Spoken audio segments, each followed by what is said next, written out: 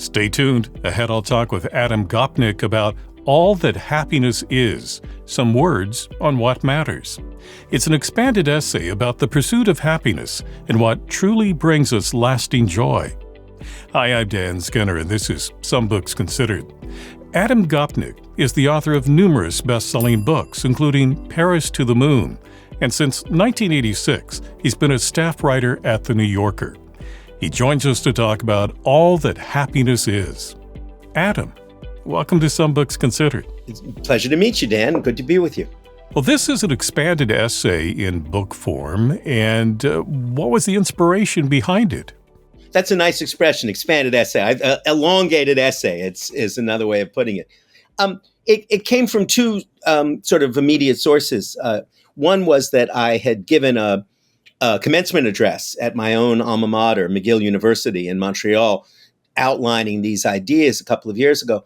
And then in addition, I had written a book last year called The Real Work on the meaning of mastery or the mystery of mastery. I should remember the titles of my own books. And then and this book is a kind of condensation of an essential lesson that I learned in the course of exploring many, many different fields and many different forms of learning, from boxing to ballroom dancing.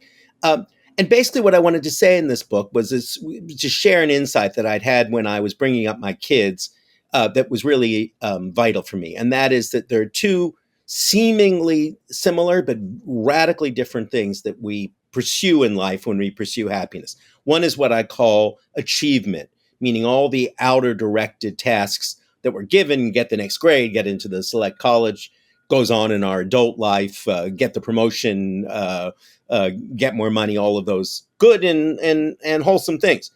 That's the world of achievement. And we live in America under, I think, the tyranny of achievement. It's what drives us forward. Against that, I think of accomplishment, which are all the inner directed tasks we choose for ourselves, we help our children to find, and that form the foundation, I think, of all the achievements that we genuinely have, but that exist outside it. There are things we do, in the old-fashioned term, for their own sake. I give the example, that's where the book begins, with my learning to play guitar. Four simple chords when I was 12, struggling to get my fingers on the fretboard, looking at the pads of my fingers as they bled. I never became a professional guitarist. I didn't become a Beatle, which was my ambition in 1968.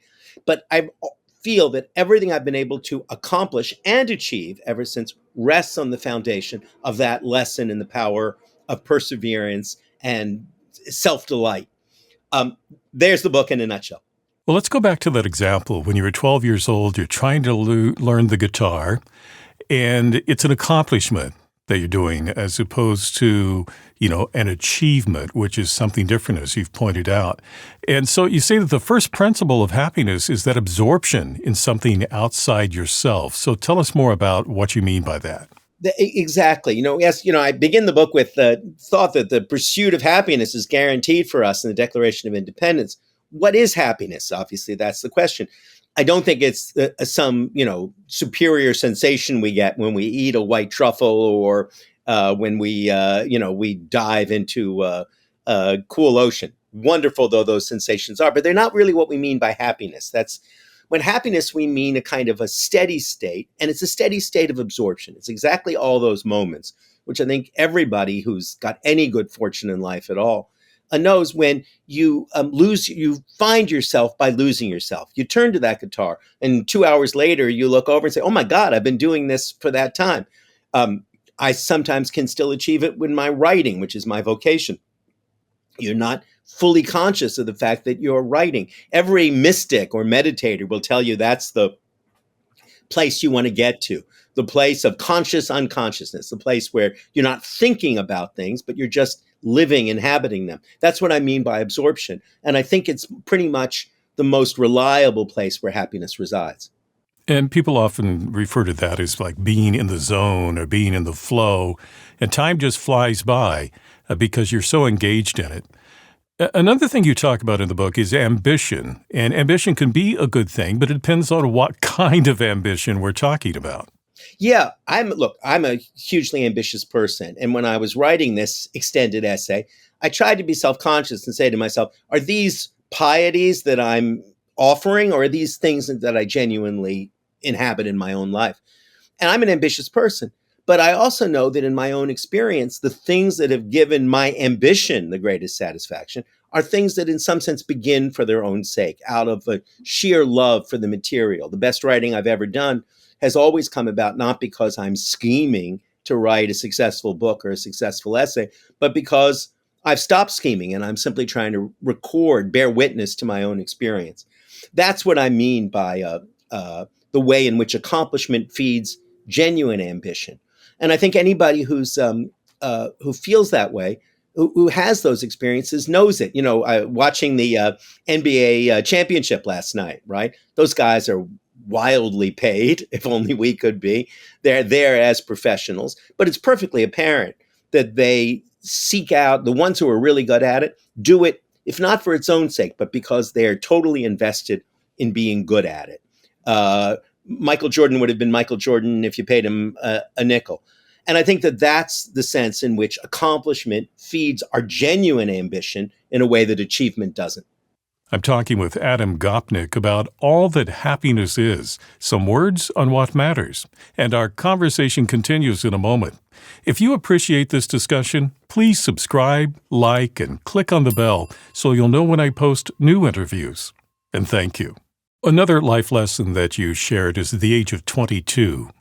And you talk about writing and how you had to just sit down and physically be in front of the typewriter to make it ultimately happen. Tell us some more about sort of physicalizing the accomplishment. Yeah, that's what, whenever I have writing students or apprentices, which I don't that often, I'm not a writing professor, but whenever I do, whenever a kid comes and asks about that, what I always tell them is the trick, which I learned the hard way, trial and error, is to take the mental act of writing and turn it into a physical act of writing, so that writing becomes you just like riding a stationary bike in the gym. Your commitment isn't to, I'm going to be the best stationary bike rider. I'm going to be an eloquent stationary bike rider.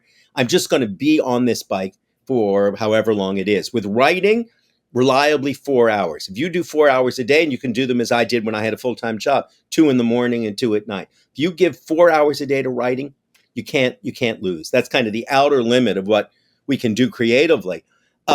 And that's the commitment you make, as a physical commitment. Because the secret is, and this isn't just true about writing, I think it's true about everything we do, is that something that exists can always be made better. But something that doesn't exist can't be made to exist. If you have words in front of you, you can make those words better. If you have notes in front of you, if you're a composer, you can make the notes better. The key is producing. And the only way you can produce is to make a physical commitment to the act of production. Another thing you talk about is, we derive happiness from learning these things and accomplishing these things, but it becomes a self-diminishing cycle. Tell us more about that.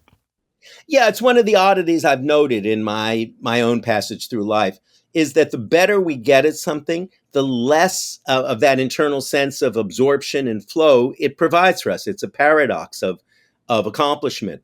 I have a friend, a wonderful man named Randall Graham, who's a great winemaker in California.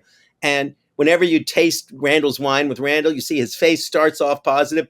He tastes and then he falls, because it's fantastic wine. It's great wine, but it's not the perfect wine he has in his head, right? He only sees the difference between the scale of his ambition and the scale of what he perceives to be his accomplishment. Writers, I feel exactly the same way. Every time I sit down to write, I imagine, this is going to be as rhapsodically sensual as Proust and as bitingly observant as Virginia Woolf. And of course, it isn't. It's me on the page, my voice.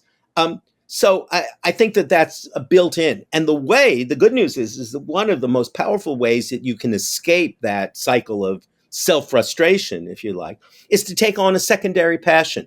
The second half of this little essay, this elongated essay, is all about, it uses the metaphor of Ingres' violin, because Ingres, the greatest, most technically proficient French painter of the 19th century, everybody's seen all of his odalisques and his imaginary exotic scenes. Ingres was totally invested in playing the violin. He thought his violin playing was every bit as important as his painting. Now, everybody at the time said, not the world's greatest violin player. But it's apparent that by investing that much in the secondary passion, which restored to him that sense of absorption, which gave him happiness, he was able to refuel his primary passion, which was for painting. Not to put myself on the same ladder as Angra, but I do the same thing. I love to write, but I've been doing it for so long that there's a kind of diminishing returns, as I described. But I now play piano before I start a writing session, badly, but I play it. Or I go boxing, which is my passion in my 60s. Secondary passions are among the healthiest things we can have to refuel our primary vocation. So one of the lessons I take away from your book here is that in order for us to be happy, we have to make a conscious effort to explore new things and do new things, because when we start to do a new thing and try to have a new accomplishment, that's when we have that sense of happiness. Yeah, absolutely. And one of the morals, funny thing, Dan, about publishing a book is that you learn a lot about the book you wrote after you've written it from the people who read it. And one of the things that's been striking to me, being out on the road virtually and physically with this book, is that so many late in life learners, as they like to be called, have come up to me and said, this has exactly been so helpful, encouraging, even inspiring to me. Because exactly the point is that we tend to condescend to people who are, as they get older and they take up a hobby, we patronize it by calling it that, right? Haiku, painting, origami, whatever it is. And that's crazy. That's really crazy, because it's exactly by pursuing those secondary passions, let's elevate, let's dignify the hobby, that they can come alive. And there's just a ton of research that shows that's not just true at the spiritual level that I'm writing about. It's true at the cognitive level that we're all aware of. That's how if there's any way of staving off dementia, that's it. It's sharpening your mind through pursuing ever newer tasks. So let us never use the word hobby again. Let's only talk of secondary passions. It's the pursuit of happiness. And you say that pursuit is the happiness. Yes. And I think everybody who's found even a little corner of happiness, and look, we live in a world that's full of sadness, tragedy, political catastrophe. I don't want to oversweeten this particular brew, but when we ask ourselves, we ask other people, what is it that supplies that positive feeling? It's inevitably the pursuit of some accomplishment for its own sake. It's the journey, yes, not the destination, because the destination we never quite get to, and when we get there, it's not quite what we imagine, but we remember the process with enormous aplomb and pleasure. I think that's a rule of life. Yeah. So keep starting those new journeys all the time. So this goes beyond just the individual level. And you talk about how societally and within different governments, how important it is to embrace that and provide the opportunity for that pursuit of happiness. I'm so grateful, Dan, that you pulled out that part of the book, because for me, that's probably its single most important message. That is that liberal democracies, healthy pluralistic societies depend on a pluralism of pleasures. Depends on the possibility of everybody choosing to explore their own pleasure when it doesn't involve harming someone else, and are all respecting the parallel, the pluralistic pursuit of pleasure. That's the foundation of liberal democracy. It's not laws and rules. It's people feeling that the pursuit of happiness is available to them. That's why the founding fathers put it in there. That's the core emotion, the core institutional need of a liberal democracy. And so the more we eliminate that, and when we look at authoritarian societies, what they don't want is for people to pursue their own private pleasures. They want to regiment what pleasure is right and what pleasure is wrong. It's always a telltale giveaway of the enemies of democracy. And I believe we've covered it in many ways already, but what would you say are the key insights that you hope readers are going to take from your book? Let me give you three. First, that accomplishment is more valuable to all of us than achievement, and it's particularly more valuable to evolving kids, to kids who are coming into consciousness.